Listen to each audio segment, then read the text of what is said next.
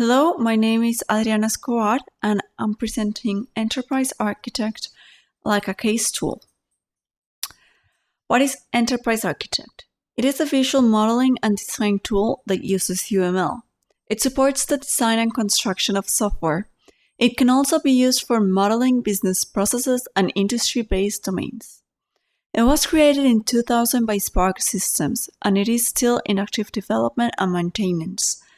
This ensures a good customer support and new capabilities being added to it.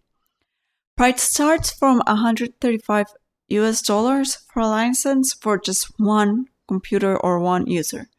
It also has licenses for teams and large corporations. As an operating system, you can use Microsoft Windows, but it also supports Linux via Wine and Mac via Crossover. And as I said before, it allows multiple user collaboration. What are the uses? So as I said before, it's a systems modeling in models using UML. You can actually lay out organizational or systems architecture. You can do web modeling and desktop application modeling and database design. You can do the development of embedded systems, and it supports all the phases of the software development life cycle. So the requirement management, the design, the construction, and the testing. It has added activities like traceability, project management, and change control that can help you achieve that. Some of the capabilities it has, it's BPMN, so Business Process Modeling and Notation. It has UML, it has the requirements management, test management. It generates documentation, and you can actually code, and it generates part of the code. The tool does it for you. So let's go to the tool. I opened the Enterprise Architect example that came with it, and it opens in this Getting Started little screen. You can see in here there's a software and systems engineering one. So if we go, for example, to the software engineering, you just double click and you start navigating. For example, a C# model, and you have like the class diagram with the different links, the attributes, the functions, everything. And it is very well documented. Let's go, for example, to the UML modeling over here. And we can navigate through it, and you can see it has the use cases diagrams, the communication, the sequence, component, class, package, everything, all the diagrams you need. Let's look at the use case diagram, for example, the managed users. And you can see it's a very thorough example of how it goes from the client to the administrator or to the online bookstore to the computer, and it's very well documented. Now let's create a new file and a project so you can see how the system works, the software works.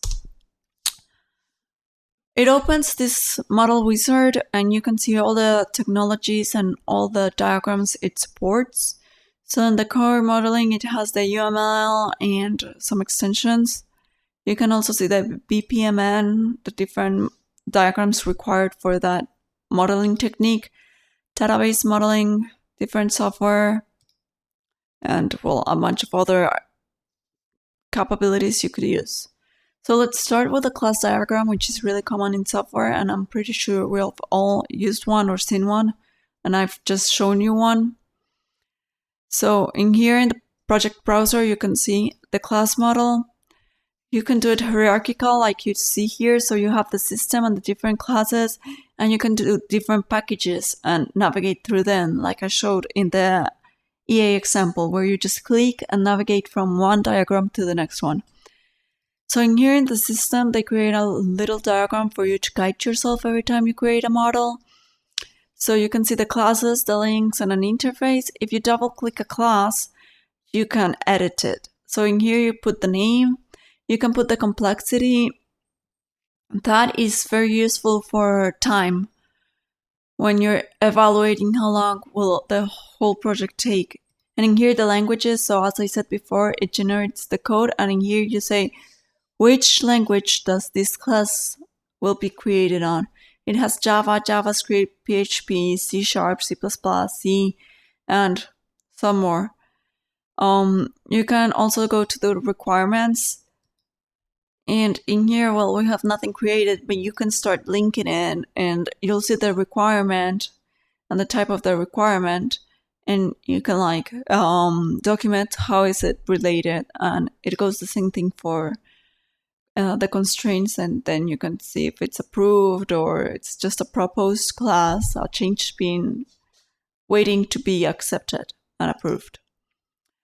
For linking classes, it's really easy. You can just use this little arrow right here and drag it, and then choose the type of link you want to create. You can also do a right click, and it brings you this little wizard right here, this little window, and you can create a new, like the properties you just clicked with. You can do hierarchy, and here in code engineering, you can generate the code for that class. And there's also the hierarchy here where you can put if a class it's related to the next one and how the multiplicity of the class will be. So this one, the class number 1 relates to class number 2 from 1 to n, for example.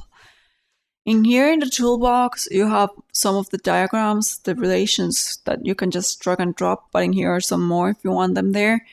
And it's really easy to just, you click it and drop it. In here you put the name, you just click OK, you can link it to other stuff, and the package is created and it opens the properties, which you can just double click and edit at any moment of the development and the modeling of the diagram. So that's a pretty big overview of how Enterprise Architect works. It's a very complete tool that it's very helpful for the different stages of software development lifecycle and for not only software engineering, but other areas like business could use this tool too.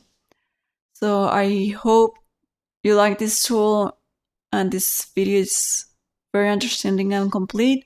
If you have any questions, leave them in the discussion board, or you can email me and I'll be happy to answer it.